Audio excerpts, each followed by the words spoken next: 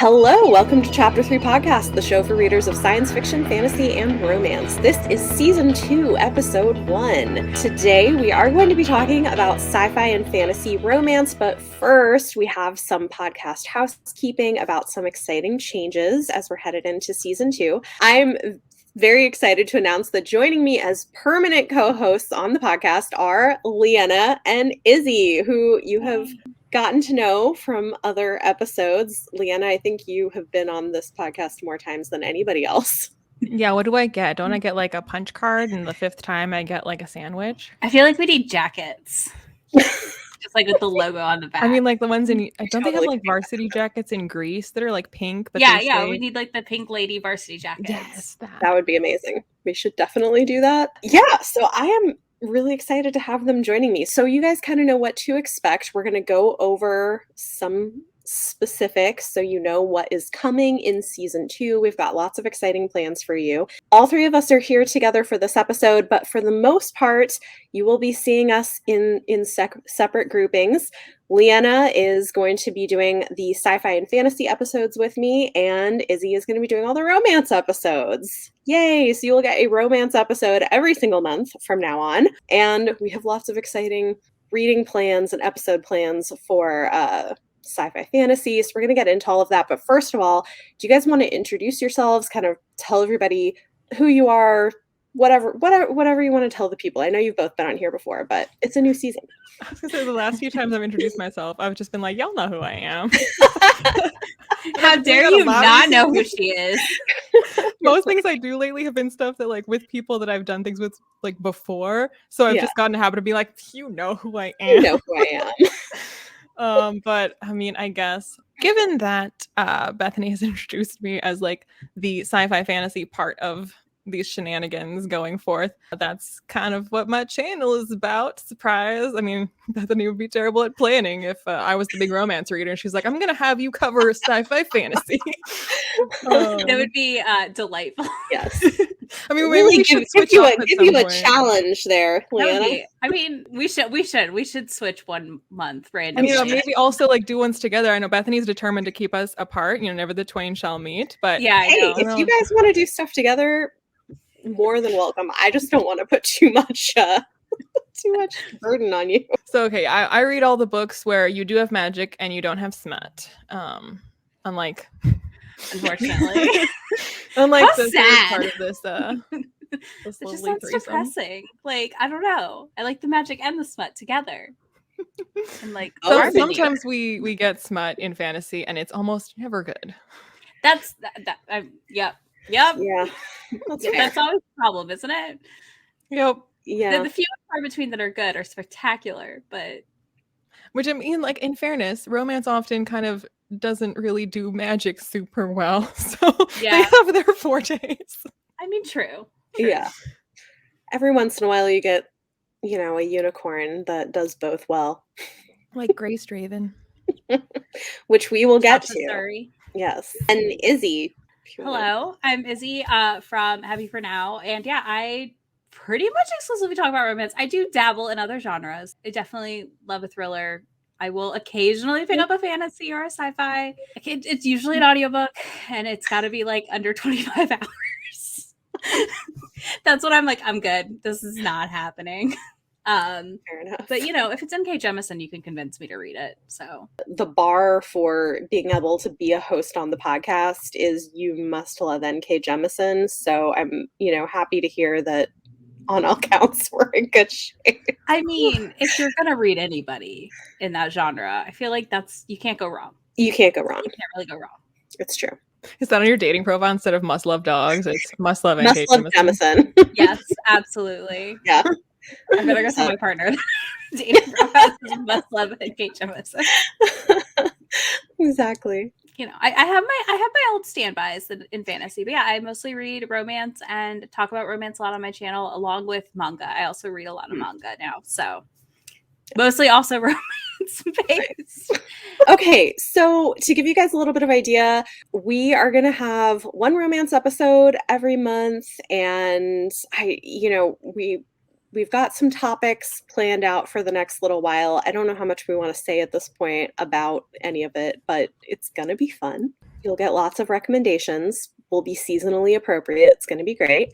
And then, Leanna, maybe we can talk a little bit about some of our plans, because I feel like for some of the stuff we're doing, people might want to read along with us, possibly, if they want to be prepared for spoilery episodes. October, we are reading House of Leaves by Mark Danielewski, as Izzy shakes her head. Nope. Honestly, I am being forced into this from multiple directions. At no point was this my choice. I thought about that book, and then I looked at it and I saw pictures of that book, and I said, absolutely not. My brain, my ADHD brain would be like, I gotta do what now? Turn the page? No. My Fair enough. patrons chose it for me to read and vlog for them. And Bethany was like, how do you feel about reading House of Leaves? And if that had not been the case, I would have been like, I feel not good about that. But I was like, well, as fate would have it, I'm already being made to read this. So may as well get double for my money. I mean, hey, so we're going to have an episode at the end of October. So if anybody else wants to read along with this iconic horror novel, I'm excited to try it. We'll see how it goes. I'm excited to listen to this episode. I'm just hoping for like a lot of kind of yelling about it, because I just feel like everyone I know that's read it has basically been like, what did I read? Yeah, I feel like people have very strong feelings, so it's going to be interesting. When I was filming my TBR was the first time I'd really properly like held it. And I was like, this is so heavy. It's like a textbook. I will need to sit at a table to read it because I cannot possibly hold this. No. And Kindle is not an option, because I mean, you can get it on Kindle, but I can't imagine reading something with that wonky a format. It doesn't exist on Kindle. No, it you does can't now. get it on Kindle? Oh, it does now? That must be Yeah. new. You can read it with but the how? formatting. I don't know. Because that's why I won't read it. Because it's like, I have to hold the book? Absolutely not. Forget it. Okay, so that's October. November is Dune. I mean, like, nobody is shocked. We're going to see the movie, and then the very first week of November, you're going to get a Dune episode talking about the movie and the book. So if you want to read with us, I mean, we've already read it. So You want to read with us? Psych, we already read it. but if you want to read in preparation for the episode, you can. Then December, we're going to be doing an episode talking about The Hogfather, which is a Discworld book by Terry Pratchett. It's the holiday one, which seemed appropriate. And then, Leanna, I'm going to let you talk about our 2022 giant read-along plans, because I feel like this is a lot of like how I maybe lured you into joining the podcast. I mean, not entirely, but partly. I joined conditionally. Like, I she had laid them terms. out in front of you and was like, follow me. And you were like, I'm going to get in this van. So I mean, it wasn't quite that bad, but we will be reading all of the First Law. So surprise! Lena joins a venture, and it suddenly turns into First Law all the time. Yeah, for anybody who's not familiar with Leanna, Joe Abercrombie, I would say, is probably favorite author. I mean, at least top 2. Yeah. Yeah. Yeah. I mean, Neil Gaiman is my official favorite author, but like Abercrombie is like really creeping up He's there. right there. Yeah. So we're going to be reading the entire First Law series in 2022, beginning in January with The Blade itself. So if you want to read along with us, we're going to do spoilery episodes on all of them, and it's going to be a good time. Details will probably go up on our Instagram if you want to follow along in terms of what we're reading when at some point. It's like a lot of housekeeping, but last thing before we dive into our actual topic for today's episode is that the plan is currently to also do slightly shorter episodes for the most part. We're going to aim to have them. If you're gonna have this much housekeeping, they will be just as long. Like, they're gonna be shorter. This episode's an hour and a half. It's gonna be fine. We'll keep it succinct. Yeah, so the idea is going to be to try to have episodes that are more like 40-45 minutes. Occasionally they may run longer than that if we have a lot to say, but we're going to try to have that be the average. So yeah, a little bit shorter than the hour we'd been doing before. And I think that's it. Anything else that I'm forgetting? No, I don't think so. I mean, I feel bad because we didn't give any romance previews, but like, I don't feel like there's much to preview yet. We haven't decided on a read along for that. No. I mean, is it we will be doing an episode talking about the new Bridgerton series in January. So which I've still not watched, so it's going to be great. Well, you haven't watched need the to get first on season of that. She Bridgerton? hasn't even watched the first season yet, which it's shocking, Izzy. I have. Maybe I should run the romance side of things. You can take fantasy. All right, we'll switch. Oh, I man. will just talk about how bad the sex is in all of all Leanna, my you should join us for the Bridgerton episode. That would be fun. I will, but I mean, like, can I just say, like, who's gonna watch season 2 without Regé-Jean Page? Like, I know. Welcome to romance. But We the have new to let people them they're know. bringing on look pretty good. do they Have you look seen- like Regé-Jean Page? I mean, does anyone? Do any of the brothers listen? I haven't watched it because I can't tell the brothers apart in any capacity, and I'm like, this is going to be a disaster. See, it's good casting though, because then they look like brothers. They They do all look like the brothers. same. They do, Yeah, it's but I true. cannot tell. You can eventually, like, it just takes some time to like get to You know have a them. lot But it's of kind of like trust in in my fantasy abilities. books where like the names are so wild that you can't pronounce them, so you start referring to them as like, oh, you're the prince one, you're the rake one, you're the whatever. So like the Bridgerton brothers are the same. You're like, oh, you're the one that was into that girl, and you're the one that went to that party, and you're the one that had the fight. Okay. Yeah, Right. pretty much. I think it helped that I watched like some cast interviews, Mhm. and so seeing them in a different context helped. Yeah, I need to do that just because like Yeah. I watched the first episode, I was like, which one is which? I literally was just like, nope. It doesn't matter. okay. No one is here Okay. for the Bridgertons. I mean, true. We're not. We're here for the one hot guy, and we're just want to stare at him, lick a spoon for. Listen, all I needed was the GIF. That's why I haven't watched it yet. I was like, that GIF is enough for me. This gives me life. That's all I need. I might need to like rewatch season 1 before season 2. That could be fun. I would That's just my like to say plan. my mom learned what WAP was because we were watching Bridgerton. My mom learned it on TikTok, so Oh, my mom does not use a mobile phone for anything other than turning it on because she was Oh. told to expect a call. you know, mine's on social media. Yeah, mine's on social media too. Oh my gosh. Okay, so we're going to talk about speculative romance because I feel like this is kind of where we can cross over a little bit. So I don't know where y'all want to start. What do you look for in fantasy or sci-fi romance? Do you have preferences, genres that you particularly care about? And then we'll talk about recommendations. I mean, I'm probably the wild card here in that I want the most bonkers books. Give me the banana pants, full on like. Blue alien peen. No, I mean, That is even not more, the though. most Like, bonkers, though. that's not is the most thing. bonkers. I mean, yeah. We can I talk mean, about that. it's not really speculative. I read one where the guy had two. He had two dicks just ready to go. I mean, But they weren't blue. no, but he grew another one for their mating ceremony. And I was just like, On this is like- demand. yeah, it was like part of their satyr abilities. Oh my gosh. It's not a good book. I'm gonna say that it's not a good book, but it's a wild ride. Okay. But that's my like thing. I love like the more like fantasy with solid romance and stuff. But I just thrive when I can find these banana pants books that are like speculative because they go for it, and I appreciate that. Yeah. I mean, yeah, if you're most of the time when I get annoyed with things, I get annoyed with things a great deal of the time.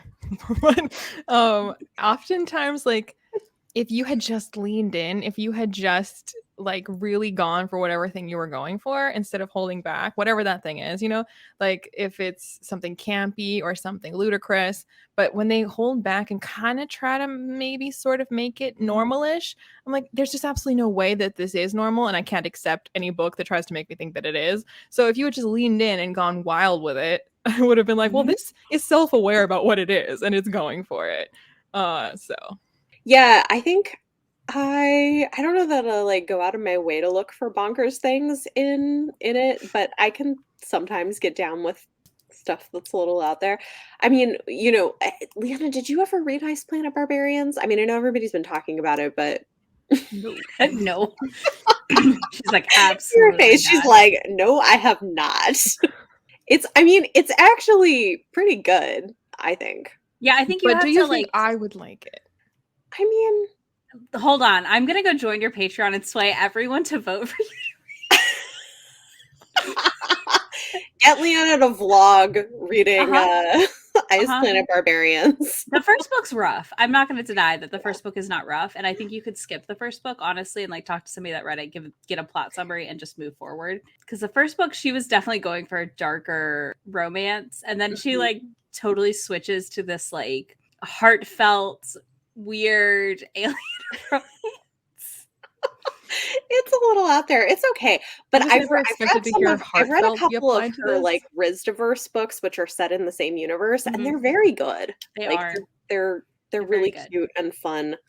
Most of those ones are like arranged marriages or like marriage of conveniences with these human women who marry aliens for like protection, basically, because they don't want other people raiding their farms. And so they marry alien men to protect their farmland.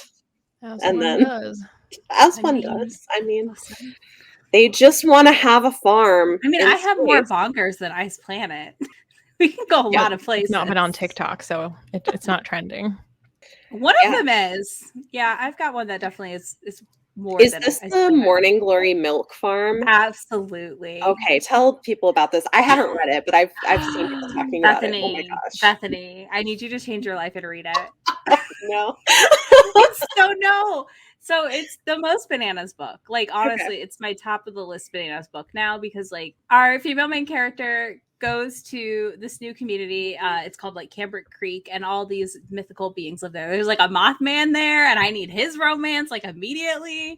I want to know how that works. But she goes to work at a farm where they milk minotaurs, and her and a client, she ends up, they like kind of fall in love. You need to like explain what you mean by milking. I was gonna say, aren't minotaurs male? Do you really want me to explain what I mean? So the farm, they harvest the semen from the minotaurs, and they have machines and stuff, and they have to do some manual labor. And she has to go through training, and there's different kinds of minotaurs that come in. So there's like good little cows that like to be told that they're good cows.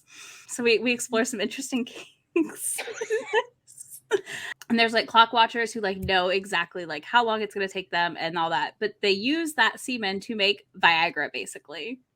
So they make, the minotaurs that do this make a bunch of money. The ladies who work there and milk the minotaurs make a bunch of money. There's like a platform, they're like kind of underground, and the guys like lay on this bed thing, I guess, with the hole in your face. You're just like, oh my god. So she starts working there, and Rourke is the minotaur that like she starts to have a relationship with, but like it's really cute, and it's a weirdly sweet book. And no one believes it. And then they read it and they come back and they go, holy crap, that was really sweet. The romance, how it unfolded. You don't actually spend a ton of time in the milking part of the book, if that makes sense. Like, it's just kind of the intro for her starting the job. And it's briefly mentioned, and then that's it. Like, it's not really like dove into, but she's like in severe debt and trying to like find a job where she can make some money. And this pays really well, and it's not that bad. So she does it. And she meets Rourke. And, you know, he produces like 24 ounces of liquid just straight out of the peen, and that's a lot. That's a lot. And just to be clear, minotaurs have like a bull's head, right? Yep. Okay. Yep. Yeah, and it's a really sweet, huge. I know it sounds nuts, but it truly is. Everyone who's read it is like, it's like, really I feel like cute. stuff like that, you're kind of coming up with this bonkers plot idea as a way to get people to click it, a little bit. Which, I mean, honestly, is not a terrible marketing idea if you're an indie author and you're trying to stand out from the crowd. And it started trending on TikTok. I mean, yeah, and it's also like, I read her other book, which is called Girls Weekend, and it follows like 3 girls who go on a trip to like a area where people vacation, and there's like nudist orcs, and they just like want to go hook up. Sorry, did you just say nudist orcs? And they live in the same town as this. Tolkien never wrote about that. He skipped that part of the I'm lore. sorry, but I think every single orc romance is 100% inspired by Tolkien and all the girls who had hot fantasies about the orcs in the movies. No doubt, but I mean, I'm sure Tolkien himself, if he like rose from the grave and was handed one of these, he would love it. He would be like, "What is this?" Oh, but yeah, that one is not as good. But I feel like she's just somebody who's interested in writing the monster romances, which can have interesting parallels. I feel like it's interesting too because those usually are set on Earth versus space or like random place that doesn't exist. It's interesting. But yeah, I'm just saying, if you've been holding off on Morning Glory Milking Farm, change that. It's I worth never your time. heard of it until now. You're welcome. It's because you're not on TikTok, Leanna. Yeah. In fairness, if I was on TikTok, I'm not sure I'd be following the kind of accounts that would be telling me this great news. I mean, that is possible. Possibly. You know who read it and was talking about it was Eloisa James. I'm not surprised. And she was like, she was surprisingly professional about her job, and like, yeah, it was really interesting. Like, and it was a neat look at is it sex work or not, and how that was treated. Mm-hmm. I mean, it was very cute, very thoughtful. He didn't want to rip her sheets or break her bed, so they couldn't bang until they went to his house. I mean, if that's what's happening to the bed and the sheets, what's happening to her? There's lots of lubrication. It's fine. You have to suspend your disbelief, okay? Mm-hmm. I don't know that talked about how big he was, so I can't fully. I'm just thinking like there's only so much weight that a body can bear. Well, no, I don't think he like laid on her, so we're okay. Okay, that's good. Smothered to death. Squish. Oh my gosh. Flatten okay. her. So on the less bonkers side of things, Leanna, what do you look for in your speculative romance, and what do you enjoy reading? Well, since I'm primarily a fantasy reader, then when I do dip my toes into, well, really romance of any kind, but speculative romance, I guess in particular, I still want like a good fantasy story. I want there to be that, and then the romance to just be like a much more important thread, a much more like key feature of it than is typical than than Tolkien would give you, or than like even Rothfuss or even Abercrombie would give you. That romance is like more central to the plot, but that there is a plot outside of just the banging.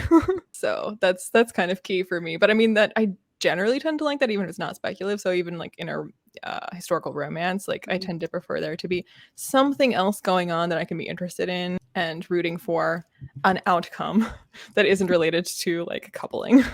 Yeah, I know one of your favorite authors is Grace Draven. Yeah. What should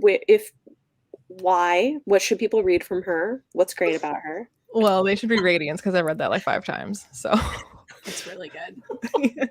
Radiance is so good. And so oftentimes, again, what I get annoyed with in relationships and books, be they like straight up romance or not, is just horrible communication or miscommunication or lack of communication. There's like 500 pages that could be cut if they had just talked to each other. And in Radiance, the book is like 200 pages because Brishna and Ildiko, they are always like upfront with each other. It's so chill. Every time I read it, I always say like, I want to just hang out with Brishna and Ildiko because they're chill AF, and it's very nice. No stress. It's a good one. Well, and I always like that too, like the marriage of convenience or political marriage type thing, where it's like they slowly fall for each other. I like that. Yeah, it's the best. It's also the best because they were like, you're ugly to each other at like the opening. Yeah. And I love that. And then it's like, oh wait, now we're attracted to each other. It's great. Which like is again, I think honestly a good example. Radiance is doing speculative right when you're writing basically a romance, because she's done enough world building to where like it doesn't feel like a hollow cardboard cutout. It feels like a lived-in world that has like its own magic and lore and stuff. And then just the way that it's like it's sometimes played for laughs, of course, but I think the care that goes into showing us both Brishna and Ildiko's perspectives and how they both think the other is repulsive, which again, like, is funny at times, but it's also, I mean, I think there's a lot of care put into sort of othering the human and how like someone who looks like this other species, what they're used to, what they would find unsettling about a human. And it's not just a joke, like I think a lot of care went into that and made it feel really authentic. Yeah, I agree. I don't know if this is fair. I don't read enough romance to know, but I feel like in my experience of Beauty and the Beast type things, it's like her that has to get over how horrible he looks because he's some kind of a monstrous creature. And I'm like, well, if they're a different species, I mean, presumably they would have to get over how you look too, but that's like just like never the thing. And I love that that's the thing in Radiance. Yeah. No, you're not wrong. I mean, a lot of the Beauty and the Beast ones now, he just stays like horribly scarred. He's already horribly scarred or whatever, and is dealing with his own like internal issues with that. But Yeah. or stays the beast or monster. I mean, that's always the ideal, right? Where he just stays the monster. Well, or, you get like Angela Carter in the Bloody Chamber. She's got one that's interesting where the girl turns into a monster at the end. Ooh, which like is that. really So like Shrek. Mm-hmm. Yeah, That's kind of exactly like, the comparison I was going to say. Because we got a full Shrek moment here. it is kind We've of reached the like, bottom of my romance knowledge. We're at Shrek. Yeah. Yeah. No, I mean, it's interesting because it is kind of like that in terms of escaping these like external Mhm. ideals for women and stuff, and like that's how she can have her like sexual awakening and stuff. So it's pretty interesting. Yeah. Yeah. I feel like when you were describing how like actually heartfelt and sweet the Minotaur is, honestly, what I kept thinking, I was like, well, Brishan is the stuff of nightmares, and that is very sweet, actually, when it comes down to it. It's a very heartfelt, sweet romance. So like it's not at all unbelievable to me that that could be the case when it's between a Minotaur and a human. Like, I've seen it. It can be done. Listen, I just need a Can be done Mothman. That's my dream right now. I want the Mothman one. Maybe you'll get it. I I hope mean, so. her book's blowing up, so she's probably going to write more of them, Yeah. Yeah, I don't know. I feel like I enjoy different things. I've enjoyed some of the Ruby Dixon that I've read because I feel like her books are so campy. Like they don't take themselves too seriously, but they're well crafted. Like she does a good job of doing world building and characterization and not a lot of pages, which not everybody can do. And they're silly. Like they're entertaining and they aren't taking themselves too seriously. And I just get a kick out of that.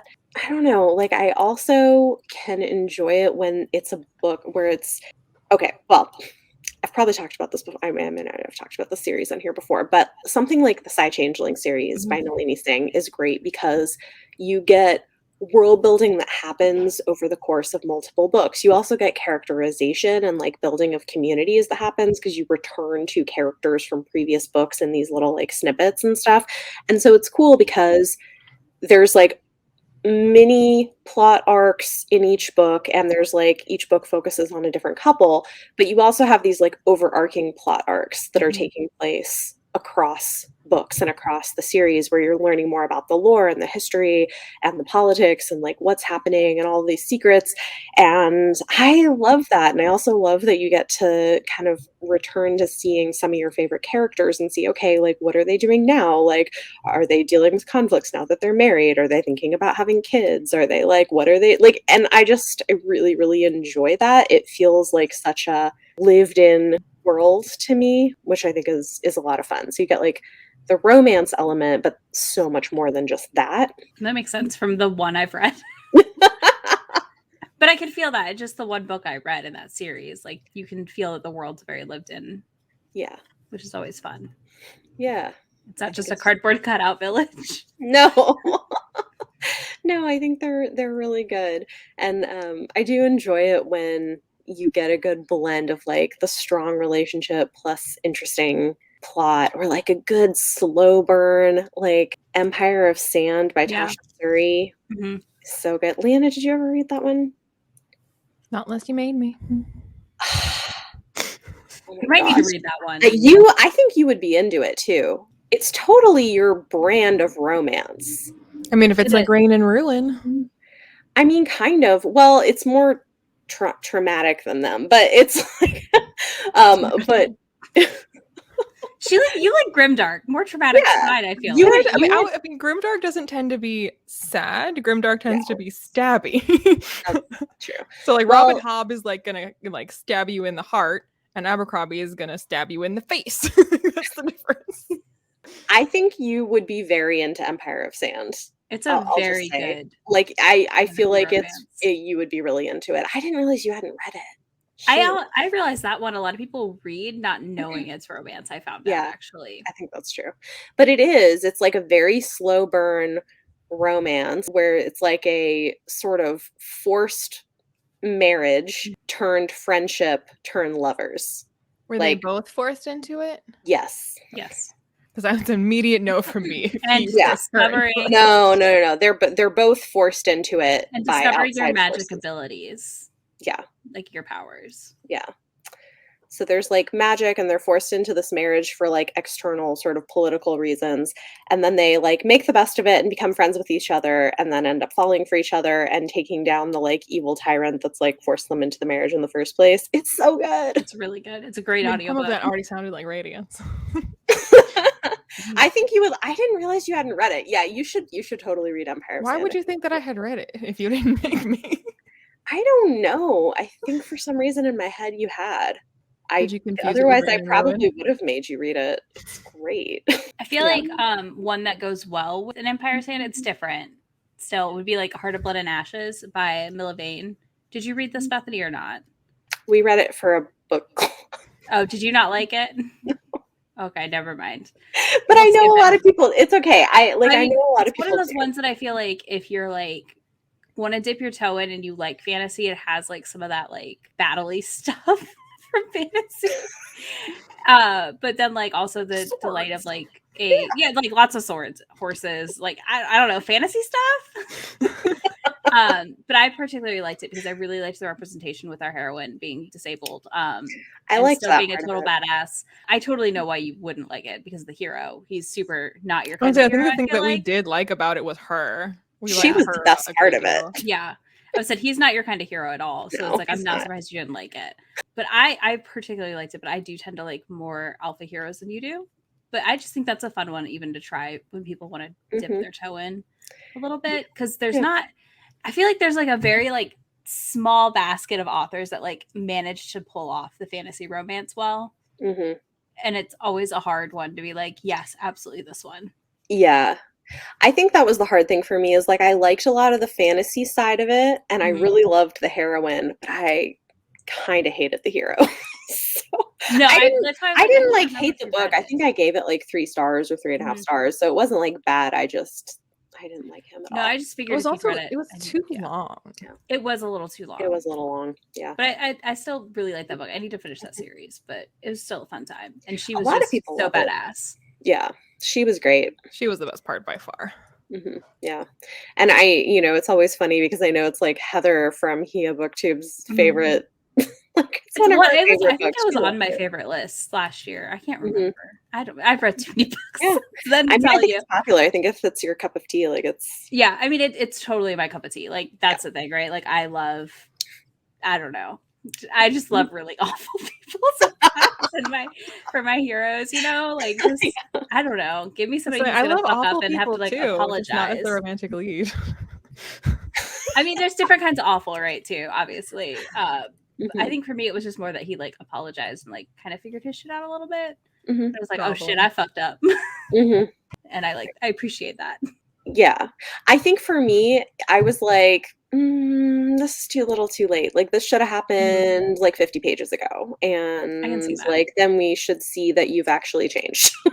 Like, I think that was kind of. I feel like I've sitting here identified why people do such a bad job of like recommending romances to me, because what you just said, you're like, oh, I just really like bad people, and I'm like, I mean, but I like reading about bad people, but not in a romance. And so then when people look at all of like my grimdark reading and they're like, oh, well then like what if that character was actually like the like romantic lead? And I'm just like, oh, absolutely not. So yeah, they're trying to match it that way. I think the best approach is matching via tropes. Like what fantasy trope do you like? Here's a fantasy book or a fantasy romance with those tropes. Yeah. Is actually like the better way to do it. Yeah, people probably do look at that and go, yeah, definitely. Yeah, that's probably. Like, I mean, the thing in grimdark is that like you aren't expected, like you're not in a position where you feel like you need to condone what's going on. Like it's accepted like at the outset that this will be bad. They are bad. You're meant to think they're bad. Whereas in a romance, like you have to like justify something in your head about like why it's okay like they're together. And for me, I'm just like, no. That makes sense. Oh, that's so interesting. Any other like big things you're thinking of? I don't know, like a different category of speculative romance that you think is worth checking out? Or I mean, we can quickly talk about how bad fantasy is at romance, like the other side of it. I have one sci-fi rec I can give that is good for anyone who likes Mass Effect. Okay. I feel like, and that's Strangelove by Anna Mcguire. Our hero is a weird alien man who it's all weird. He's got like a hard exterior stuff. Accidentally picks up the wrong girl, gets picked up from Earth, and her dog who talks and befriends the AI in his little spaceship. She has to like complete a battle so they can get married and prove that they're worthy of being mates. And he is a very cinnamon roll hero. It is weird, but in that way that like you want an alien romance to be weird. Like it's not just a blue penis. You know what I mean? Yeah. I think it's like Shape of Watery going on. I read it because I love Garrus from Mass Effect. And it was pitched to me as a Garrus romance book. And I said, all right, I'm clicking on that. And it was a blast. This is definitely a favorite book. So if you're looking for a not blue penis alien romance, there you go. Love it. That's the blurb for the cover. Not blue penis alien book. I mean, sometimes you want a weird contraption to be happening. Just a change of pace. Contraption. Leanna's face, she's like, no, I don't. Nope. Contraption. I mean, I don't know how to. I don't know. I'm like, it's audio, not You know watching what? the video, so I can't do the visual. No, it's okay. From Shape of Water. Oh my gosh. You know what though? This is why I think it's great to have this mix of us, because we do kind of we overlap enough in things we like, but there's enough variation that people will get. I'm always on the outskirts of my weird books. It's fine. Great. It's fine. Oh man. So what do you think fantasy romance or fantasy does bad with romance? I'm very curious about this one. I don't think I've read enough to period. It just does bad at romance. I mean, that's how I feel, as like for the ones I have read. But which is like it is unfortunate because I feel like there is, YA is kind of filling that niche, because I would say that there's no reason they're not like mutually exclusive genres. They're not like they lend themselves to each other, if that makes sense, because there's something very like ultra romantic about fantasy. And so like, why can't we do romance right? Because dudes are writing it, maybe. I was like, am I gonna say it? I think it's because dudes are writing it. And it is better now because more females are writing adult fantasy, and also just because this has been talked about enough to where like, male writers are like, okay, I guess I should like pay attention. Maybe I should watch a rom-com. Yeah, so like it's better all around, but it's still far from frequently good. Yeah. So I do find it interesting, like when they do a better job. There's one guy who's writing these fantasy books, and the books themselves aren't necessarily perfect, but I think they do a decent job with the romance. Again, not like perfect, but like towards the right direction and pretty good. So the first one is The Bard's Blade by Brian D. Anderson. Oh, I have that. I think there's like 2 books out in the series so far. I got it because the cover looks cool. Yeah. So they're not, I mean, like I have some critiques of the books, but like they're pretty enjoyable and interesting. And I think they do a decent job with romance. And I think part of it is I know the author has tried to do better with that, which you can kind of tell. I think romance, when I've seen it like more successful in adult fantasy, has tended to be if it's the kind of story that either is a single POV or very few POVs, and it really kind of, you sit with that character possibly from childhood into adulthood, and it's not just like a quest and it's not just battle. Like it's a lot more of just being with that character, being in their head, seeing what they're about and their emotional state, because then part and parcel of that human experience is them discovering that they have like romantic feelings for somebody and then following that plot line. So like usually like an adult fantasy that has a good romantic subplot, it's usually because it's like that kind of book. So I'm thinking like Name of the Wind, or like the Robin Hobb books, or there's a self-published book that is kind of Name of the Windy in appeal called Dawn of Wonder. Like books like that where you're really sitting with the character, and then it's okay. Yeah. Because you know the character more. That makes a lot of sense. I think that's interesting. Yeah, I tend to stick to female fantasy authors because I feel like if they do add the romance element, I'm usually okay with it because I feel like they pull it off.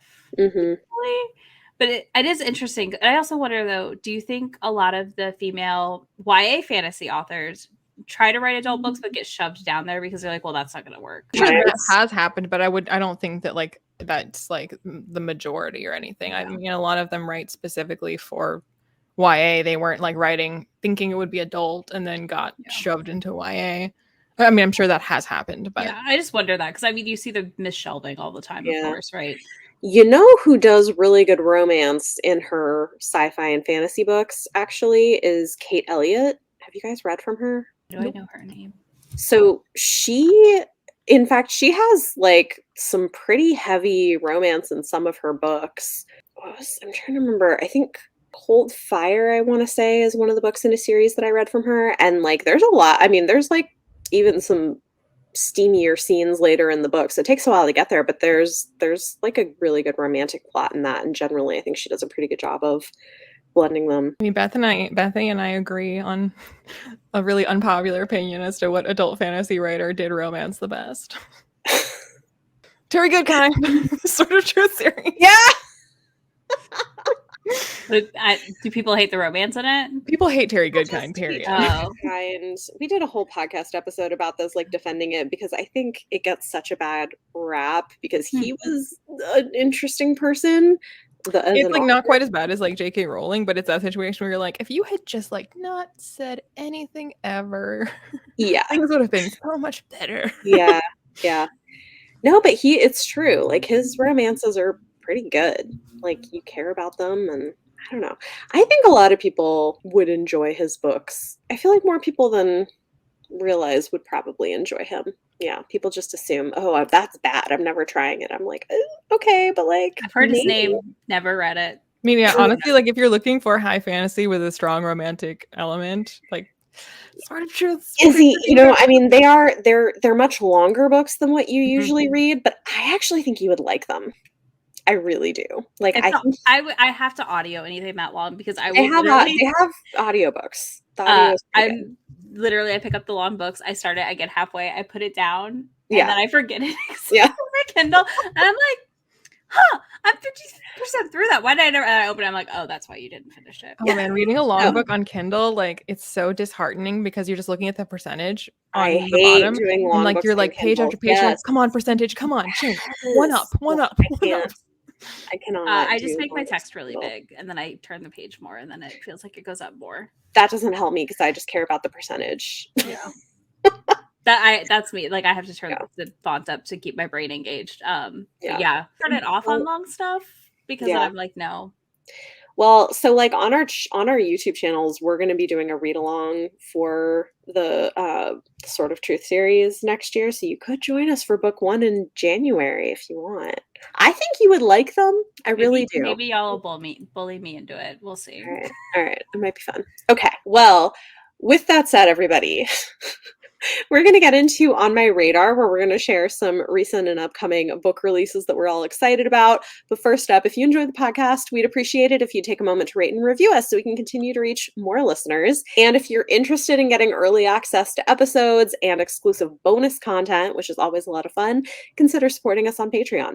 Huge thanks to all of our patrons for making this possible, including our world-expanding patron, Trina. You all are wonderful. So for On My Radar, we're going to talk about recent or upcoming releases in sci-fi, fantasy, and romance. The books for today's episode will be released between October 12th and October 25th. I have a few, and then I think, if you guys have any, we can do that. I've got one. Okay, so I'll do one. Maybe we can just like go around. I'll start with one. Okay, so October 12th, I've got one book coming out, The Keeper of Night by Kylie Lee Baker. This is really interesting. It's a debut YA fantasy about a girl who, well, I would say like fantasy horror is probably what it is. It's about a girl who's half British Reaper, half Japanese Shinigami, who spent the last 800 years like reaping souls and stuff. But she faces a lot of racialized bullying. She lives in like historical London and isn't really accepted because people think that, like you're Japanese.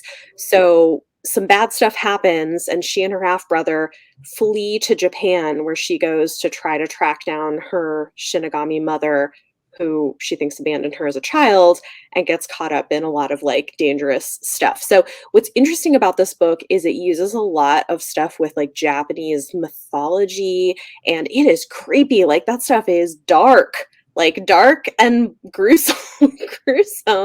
But it's really interesting, and it's really a book about being biracial and not feeling like you fit anywhere or you're accepted for who you are anywhere, and like trying to find where you fit and find your family and acceptance and stuff. And it's dark and definitely a mix of like horror and fantasy. So that's a fun one. This does not fall in your date range, but you told me I could use this one. So.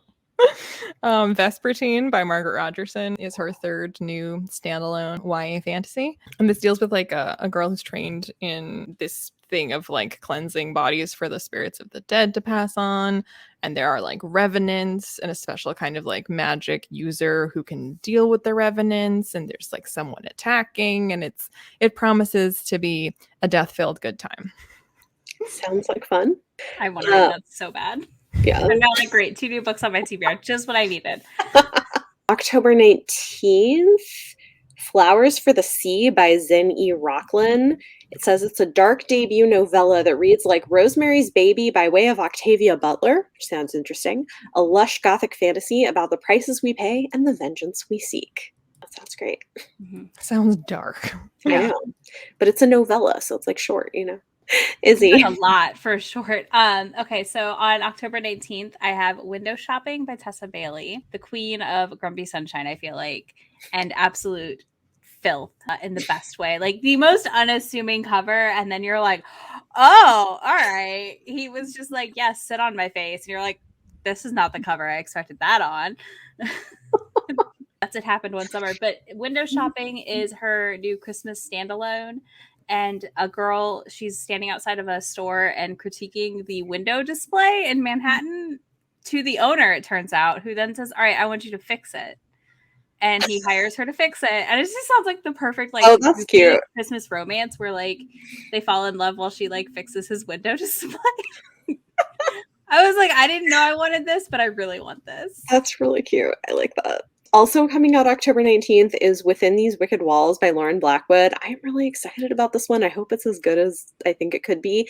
It is a gothic fantasy being pitched as Kirsten White meets Tomi Adeyemi in an Ethiopian-inspired fantasy retelling of Jane Eyre.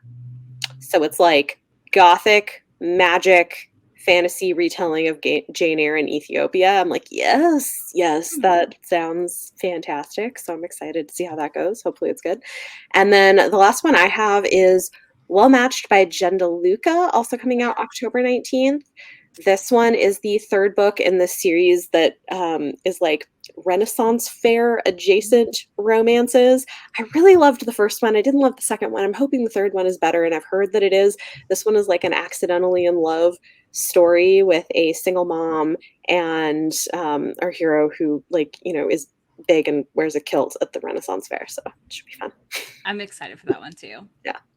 So all of the books will be linked in the show notes if you all want to check them out. Thank you all for joining me. I'm really excited to have Leanna and Izzy on board, and we will be back in a couple of weeks with that episode about House of Leaves. So if you want to read it, you can. It's on Kindle Unlimited. I commence panicking that I need to read it within that time. Kindle Unlimited, really? Kindle Unlimited. Wow. Okay. So hey, if you're on Kindle Unlimited, you could join us for a spoilery House of Leaves episode if you're prepared for. Apparently, it's really scary, and all y'all should read it so you can explain it to me. I mean, I firmly believe I'm not smart enough for that book. It's fine. It's going to be great. We're going to make it happen. So again, this has been Chapter 3 Podcast. We are your hosts, Bethany, Leanna, and Izzy. And you can follow us on Twitter at Chapter 3 Podcast, as well as on Instagram and TikTok. You can also find us on YouTube for video versions of the episodes. And you can find the three of us on YouTube channels as well. All of our links will be in the show notes. Next episode will be available in 2 weeks. And this episode's bonus content will be available to patrons in the next few days. Thanks for listening.